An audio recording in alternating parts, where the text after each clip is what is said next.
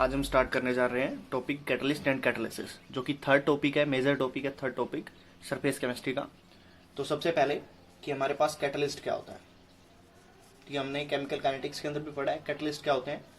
Catalyst वो substance होंगे जो रेट ऑफ रिएक्शन को या तो एक्सेलरेट करें यानी कि इंक्रीज करें या डिक्रीज करें, रिटार्ड करें।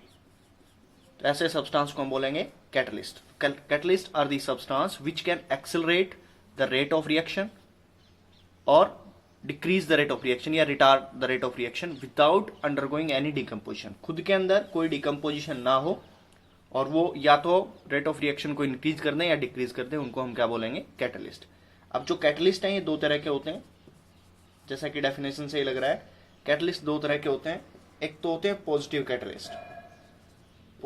कैटलिस्ट और second one is the negative catalyst. जो सब्सटेंस रेट ऑफ रिएक्शन को इंक्रीज करते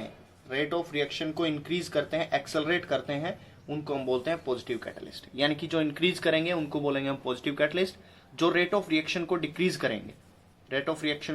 करेंगे उनको हम बोलेंगे नेगेटिव कैटलिस्ट। अब पॉजिटिव कैटलिस्ट कैसे काम करते हैं, तो केमिकल काइनेटिक्स के अंदर भी हमने पढ़ा था, जो एनर्जी बैरियर है उसको कम कर देते हैं। यानी कि आपके पास potential energy versus reaction coordinate curve होता था, जिसके अंदर इस तरह का कोई ग्राफ आता था। यहां से यहां तक की एनर्जी को हम बोलते थे एक्टिवेशन एनर्जी। तो ये क्या करते हैं, पॉजिटिव कैटलिस्ट क्या करते हैं, ये एक्टिवेशन एनर्जी को कम कर देते हैं।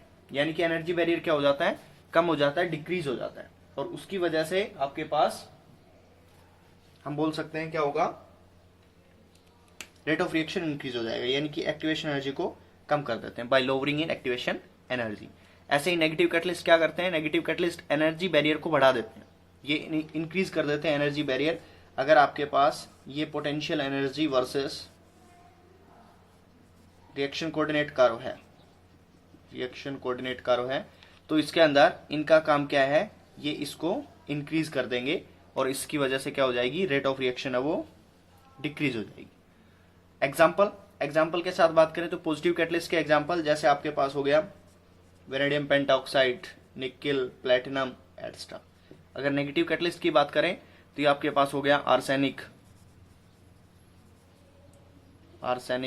Carbon monoxide etcetera. इनकी हम डिटेल में स्टडी करेंगे। तो ये थे टाइप ऑफ कैटलिस्ट। अब कैटलिस्ट के कैरेक्टरिस्टिक क्या है वो पढ़ने जा रहे हैं, कैरेक्टरिस्टिक ऑफ कैटलिस्ट। सो पहला कैरेक्टरिस्टिक्स कैटलिस्ट का, they generally increase the rate of reaction by lowering in activation energy, जो हमने अभी भी पढ़ा है। दूसरा कैरेक्टरिस्टिक है कि small amount of catalyst can increase rate of reaction up to large extent. ये लार्ज एक्सटेंट तक, क्वांटिटी स्मॉल है अगर कैटलिस्ट की, तो वो भी रेट ऑफ रिएक्शन को बहुत ज्यादा बढ़ा सकता है। During chemical reaction catalyst do not undergo any decomposition. Chemical reaction के अंदर जो आपके पास ये कैटलिस्ट हैं ये डिकम्पोज नहीं होते, इनकी क्वांटिटी पे कोई फर्क नहीं पड़ता। और फोर्थ सबसे important point, catalyst do not change delta G, delta H and K equilibrium of the reaction. Delta G क्या है, गिब्स फ्री एनर्जी का चेंज, डेल्टा एच क्या है, enthalpy change, and K equilibrium constant.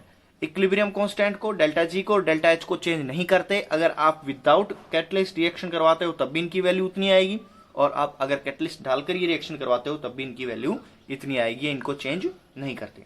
अब देखो catalyst का काम क्या है, जो भी आपके पास जो वो सब्सटेंस है जो रिएक्शन के रेट को इंक्रीज करते हैं या डिक्रीज करते हैं, इस प्रोसेस को हम बोलेंगे कैटालिसिस। तो कैटालिसिस क्या है, catalysis it is a process in which rate of reaction increase और डिक्रीज बाय यूजिंग कैटालिस्ट।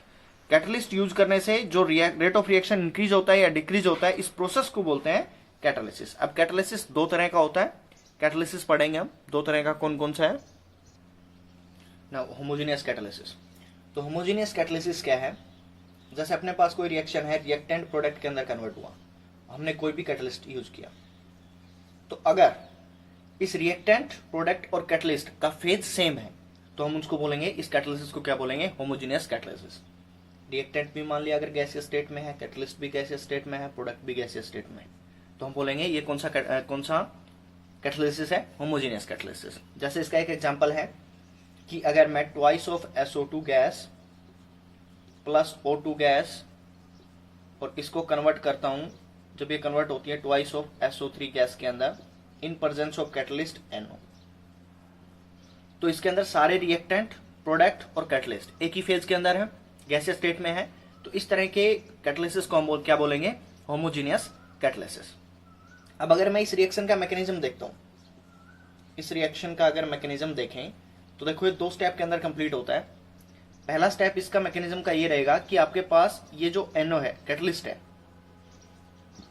गैसीय स्टेट में है, ये है कैटलिस्ट। ये सबसे पहले ऑक्सीजन के साथ रिएक्ट करेगा और यहां से एक इंटरमीडिएट बनाएगा twice of NO2। This is the intermediate. अब क्या होगा? सेकेंड स्टेप के अंदर ये इंटरमीडिएट रिएक्शन करने जाएगा। जब ये इंटरमीडिएट रिएक्शन करने जाता है NO2 प्लस SO2, इसके साथ जब ये रिएक्ट करेगा तो ये बनाएगा SO3 प्लस NO। ठीक है, ये 2 स्टेप में अगर इनको मैं ऐड करता हूं इन दोनों स्टेप को, तो ध्यान देना एक बार कि आपके पास ये NO है, ये भी क्या है? कैटलिस्ट है NO। ठीक है, अब इनको ऐड करते हैं तो ऐड इस मैनर में करेंगे कि कैटलिस्ट कैंसिल हो जाए, यानी कि इसको अगर मैं मल्टीप्लाई बाय 2 कर दूं तो देखो कैटलिस्ट है, कैटलिस्ट कैंसिल। यहां से अपने पास रिएक्शन क्या आएगी? रिएक्शन ये आएगी, ये NO2 और ये 2 से मल्टीप्लाई किया तो 2, तो NO2 से NO2 भी गया, इंटरमीडिएट भी गया, बचा क्या अपने पास? SO2 जो कि गैसीय स्टेट में था, ये वाला, प्लस O2 जो कि गैसीय स्टेट में था, और उसने ओवरऑल SO3 की फॉर्मेशन कर दी। ठीक है, तो इसके अंदर क्या हुआ? देखो ये कैटलिस्ट था, कैटलिस्ट ने ऑक्सीजन के साथ रिएक्ट करके इंटरमीडिएट बनाया, लेकिन जैसे ही रिएक्शन कंप्लीट हुई कैटलिस्ट दोबारा से रीजनरेट हो गया। इसका मतलब ये हुआ कि कैटलिस्ट डिकम्पोज नहीं होता। तो ये मैकेनिज्म था इस रिएक्शन का और इसको बोलेंगे होमोजेनियस कैटालिसिस। एक इसी का दूसरा एग्जांपल देख लेते हैं। Second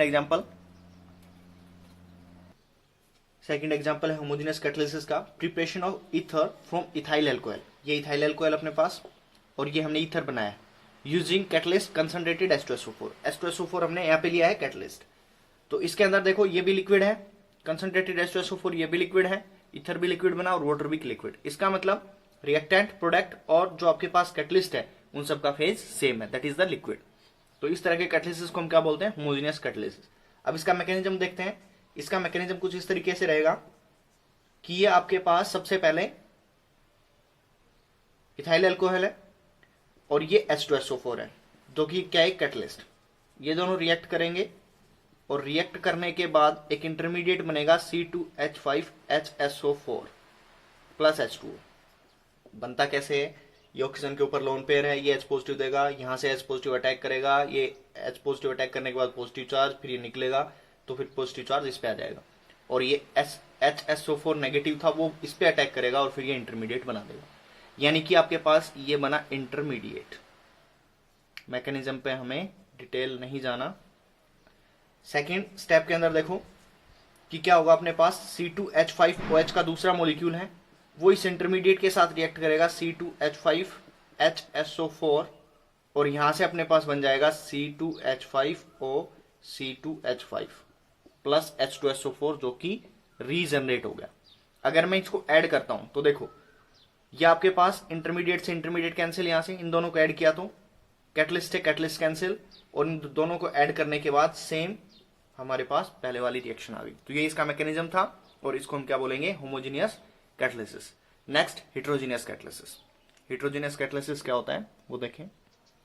next is the heterogeneous catalysis. Heterogeneous catalysis किसको बोलेंगे?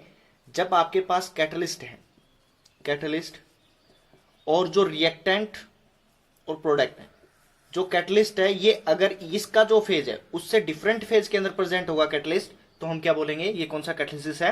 Heterogeneous catalysis. यानी कि इसको डिफाइन करेंगे when catalyst are in different phase to that of reactant and product. जैसे एग्जांपल है जैसे आपके पास कि हैबर प्रोसेस है। हैबर प्रोसेस आपको पता है क्या होती है? अमोनिया बनाया जाता है हैबर प्रोसेस के अंदर। H2 गैस रिएक्ट करती है N2 गैस के साथ और वहां से अपने पास अमोनिया की फॉर्मेशन होती है। अगर इसको बैलेंस करें तो ये हो गया ट्वाइस, ये हो गया 3। ये अमोनिया गैस बन गई। इसके अंदर देखो रिएक्टेंट गैसेस स्टेट में है, प्रोडक्ट गैसेस स्टेट में है, लेकिन जो हम यहाँ पे कैटलिस्ट यूज करते हैं दैट इज द आयरन, वो सॉलिड स्टेट में। तो इस तरह के कैटलिसिस को हम क्या बोलेंगे, हेटेरोजेनियस कैटलिसिस, जिसके अंदर कैटलिस्ट का फेज और जो रिएक्टेंट प्रोडक्ट का फेज है वो डिफरेंट हो, इनका फेज क्या होना चाहिए, डिफरेंट, तो हम उसको बोलेंगे हेटेरोजेनियस कैटलिसिस। एक एग्जांपल ये हो गया एब्रेट प्रोसेस का। सेकंड एग्जांपल है, अगर हम ऑक्सीडेशन करवाते हैं SO2 का तो SO3 बनता है। अगर इसको बैलेंस करें, ऑक्सीडेशन करवाया हमने, ये हो गया। इसके अंदर जो कैटलिस्ट हम यूज करते हैं वो यूज करते हैं वेनेडियम पेंटाऑक्साइड या प्लेटिनम। तो इसके अंदर देखो ये गैस फॉर्म में, ये गैसेस फॉर्म में, ये गैसेस फॉर्म में, लेकिन ये क्या है, सॉलिड फॉर्म में। तो ये क्या है, सॉलिड फॉर्म में। तो इसके अंदर इनका जो फेज है वो डिफरेंट हो गया, फेज डिफरेंट हो गया, तो इसका एग्जांपल बन गया हेटेरोजेनियस कैटलिसिस। इसका मैकेनिज्म समझने वाला है, मैकेनिज्म कैसा होगा, क्योंकि यहाँ पे जो कैटलिस्ट है वो कैसा आ गया, सॉलिड आ गया। तो अब इस रिएक्शन का मैकेनिज्म समझेंगे, वो देखो कैसे ये एक्ट करता है solid catalyst. Mechanism of heterogeneous catalysis, इसके अंदर कुछ इस तरह के स्टेप इन्वॉल्व होंगे। देखो सबसे पहले हमारे पास कैटलिस्ट एक सॉलिड है, तो इस तरह से मैं सॉलिड मान रहा हूं, कोई ये कोई सॉलिड है अपने पास। इसके अंदर जो ये वाली, ये मैंने जो सर्कल दिखाए हैं, these are the active site, ये एक्टिव साइट है इसके सरफेस के ऊपर। ये कैटलिस्ट का कोई सरफेस है, ये अपने पास कैटलिस्ट।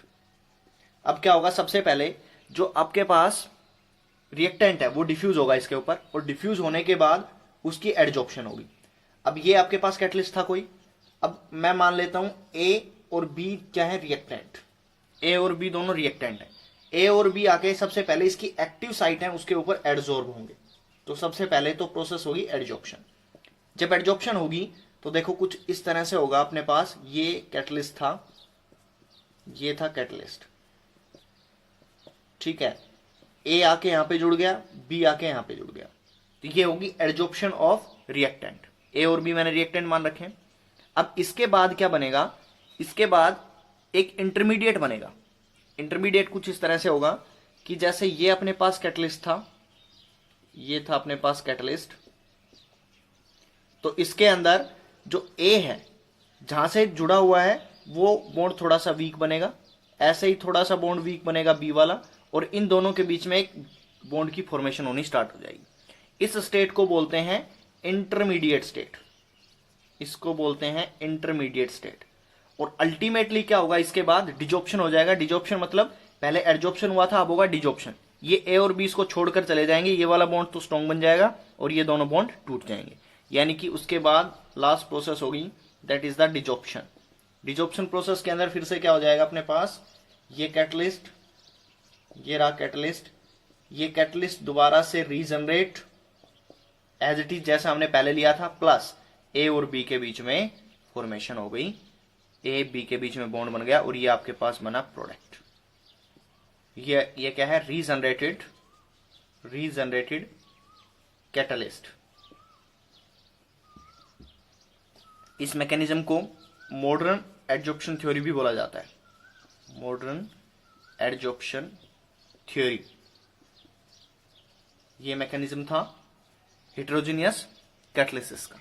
यानी इसके अंदर सबसे पहले क्या हुआ, diffusion of reactant on the catalyst surface, उसके बाद adsorption of the reactant molecule active site of catalyst, उसके बाद formation of intermediate stage by the chemical reaction on catalyst surface, उसके बाद लास्ट में क्या हुआ, desorption of product molecule from the catalyst surface.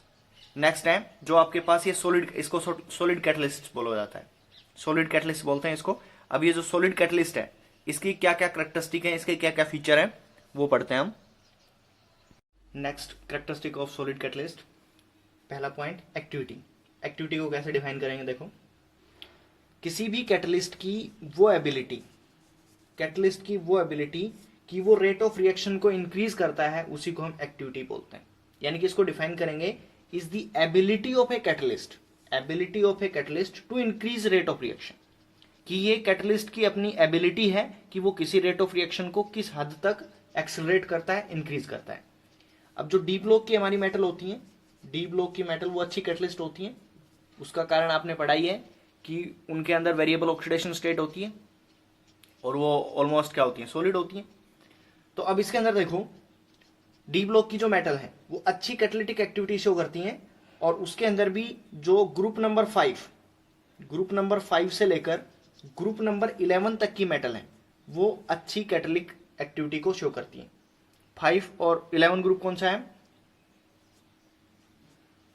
Vanadium, chromium, manganese, iron, cobalt, nickel, copper, ये है group 5। इसके नीचे जो भी मेटल आएंगी वो 6, 7, 8, 9, 10 और 11, ये सारी की सारी मेटल हैं। ये सरफेस प्रोवाइड कराती हैं और कैटालिटिक एक्टिविटी शो करती हैं। इनमें से भी जो मैक्सिमम कैटालिटी शो होती है वो होती है 7 to 9, ये वाले जो ग्रुप है मैग्नीज, आयरन, कोबाल्ट ग्रुप वाली जितनी मेटल हैं उनकी कैटालिटिक एक्टिविटी सबसे अच्छी होती है, मैक्सिमम होती है। उसके बाद नेक्स्ट आता है सेकंड इसके अंदर, that is the selectivity. Selectivity क्या है? सिलेक्टिविटी भी कैटलिस्ट की वो एबिलिटी है जिससे वो रेट ऑफ रिएक्शन को इंक्रीज करता है, लेकिन एक पर्टिकुलर प्रोडक्ट देने के लिए उसको हम बोलते हैं selectivity. Activity, ability of a catalyst to increase rate of reaction. Selectivity is the ability of a catalyst to increase rate of reaction to give a particular product. Example से समझेंगे, जैसे अपने पास है CO, carbon monoxide plus H2 के साथ react करवाए in presence of nickel. Nickel catalyst लिया तो हमारे पास बनती है मीथेन H2। ऐसे ही अगर CuH2 रिएक्टेंट सेम लिए लेकिन कैटलिस्ट अलग ले लिया, दैट इज द कॉपर, तो हमारे पास बनेगा एल्डिहाइड। अगर मैंने यही रिएक्टेंट लिए और इनको रिएक्ट करवाया इन presence of copper and zinc oxide and chromium trioxide, तो ये आपके पास बनेगा मिथेनॉल। इसका मतलब क्या हुआ? देखो रिएक्टेंट सेम है, सबके अंदर रिएक्टेंट सेम है लेकिन कैटलिस्ट अलग अलग है।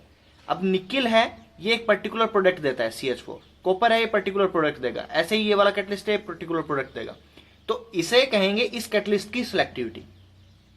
तो हम इसको दोबारा डिफाइन करते हैं, it is ability of a catalyst to increase rate of reaction to give a particular product. इसका मतलब मैं बोल सकता हूं जो कैटलिस्ट होते हैं वो हाईली सिलेक्टिव नेचर के होते हैं, हाईली सिलेक्टिव नेचर के होते हैं, कि वो हर कोई भी कैटलिस्ट है वो अपना एक प्रोडक्ट सेलेक्ट करता है, वो पर्टिकुलर प्रोडक्ट देने के लिए हम उस कैटलिस्ट का यूज करते हैं। तो ये हो गया सिलेक्टिविटी। इसी से कुछ रिलेटेड टर्म है, जैसे प्रोमोटर हो गया, इनहिबिटर हो गया। तो नेक्स्ट है प्रोमोटर। प्रोमोटर क्या होते हैं?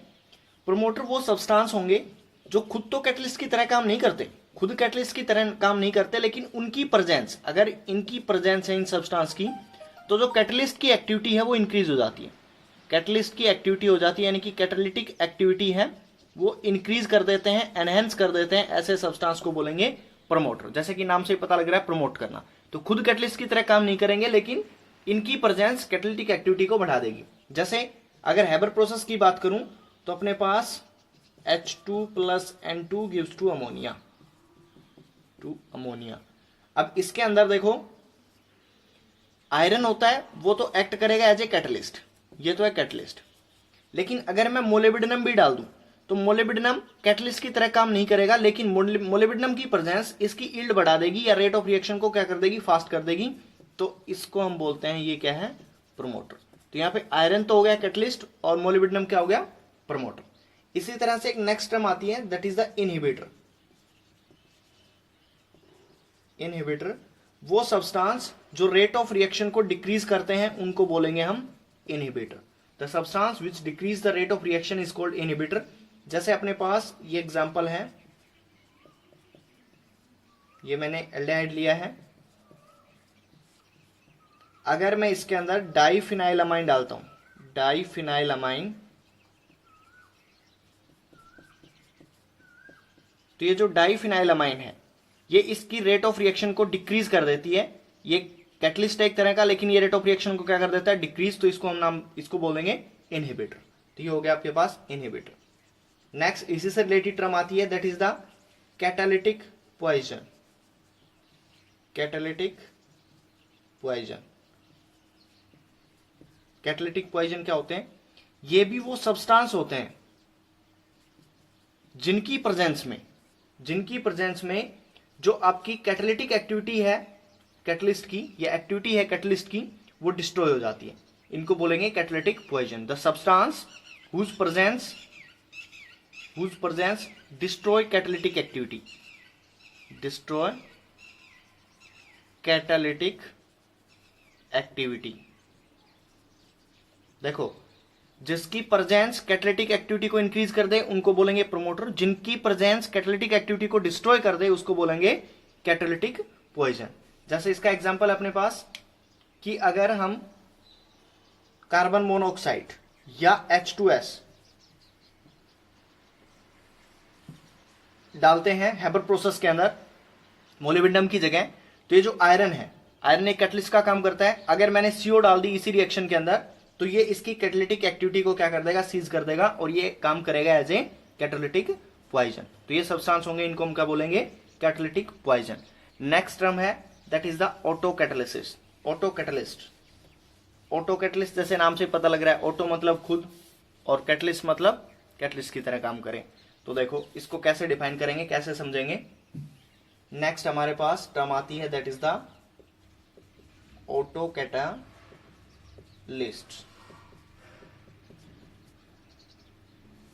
अगर हमने कोई रिएक्शन करवाई और रिएक्शन के अंदर कोई भी प्रोडक्ट ऐसा बन गया जो खुद कैटलिस्ट की तरह काम करने लग जाए, जो कैटलिस्ट की तरह काम करने लग जाएगी, तो उन तरह के कैटलिस्ट को हम बोलेंगे that is the auto catalyst.